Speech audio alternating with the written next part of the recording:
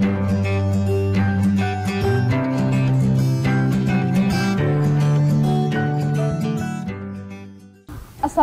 warahmatullahi wabarakatuh.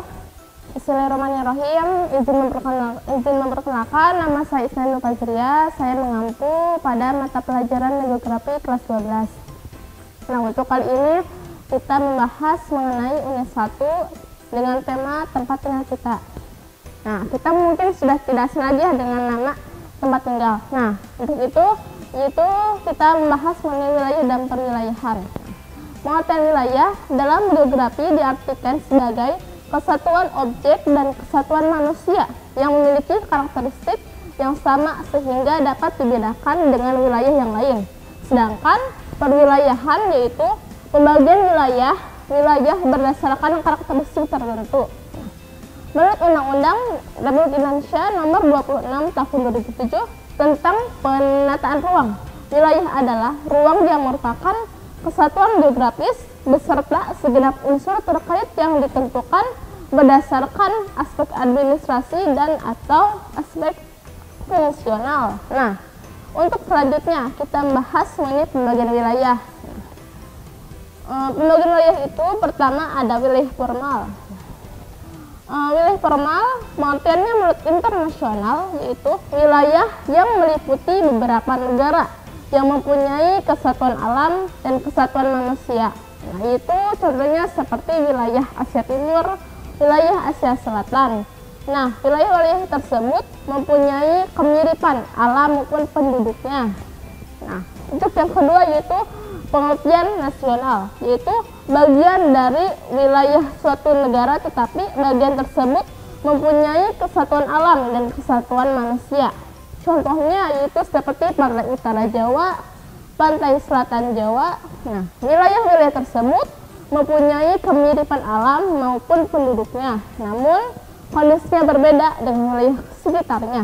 Misalnya, wilayah pantai utara Jawa mempunyai budaya yang berbeda dengan pantai selatan. Nah, yang kedua yaitu wilayah fungsional. Wilayah fungsional menurut Wardiatmoko yaitu wilayah-wilayah penting yang sangat erat kaitannya dengan objek kejadian di permukaan bumi. Wilayah fungsional dicirikan oleh adanya aliran orang atau barang yang memusat sehingga membentuk pusat pertumbuhan. Contohnya yaitu seperti di pasar. Tadi kan mengenai wilayah, sekarang mengenai perwilayahan.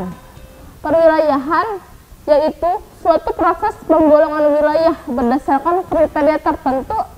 Pembolongan wilayah secara garis besar itu ada 5. Pertama ada natural region, itu pembagian wilayah ini didasarkan dari penampakan alami yaitu seperti pertanian, perkebunan dan sebagainya. Yang kedua ada wilayah feature region, itu pembagian wilayah ini didasarkan pada satu penampakan saja yaitu seperti pembagian wilayah berdasarkan iklim, jenis hewan, dan sebagainya. Yang ketiga, ada generate region, yaitu pembagian wilayah ini didasarkan pada penampakan jenis. Misalnya, di wilayah hutan gentropis yang ditonjolkan hanyalah flora tertentu, seperti tanaman anggrek.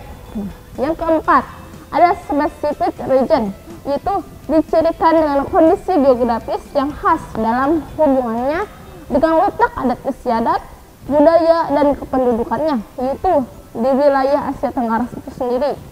Nah, yang kelima ada faktor analisis region, yaitu pembagian wilayah ini berdasarkan metode statistik deskriptif atau dengan metode statistik analitik.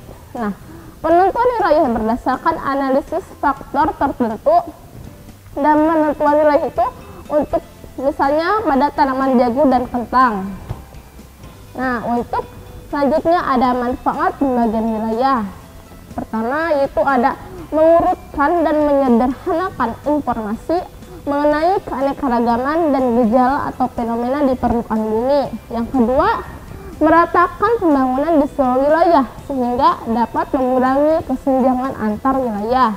Yang ketiga, memudahkan koordinasi berbagai program pembangunan pada tiap daerah. Dan yang keempat, memantau perubahan yang terjadi baik gejala alam maupun manusia. Yang kelima, dengan adanya konsep wilayah dan perwilayahan, ini dapat digunakan untuk melakukan identifikasi pusat pertumbuhan suatu wilayah.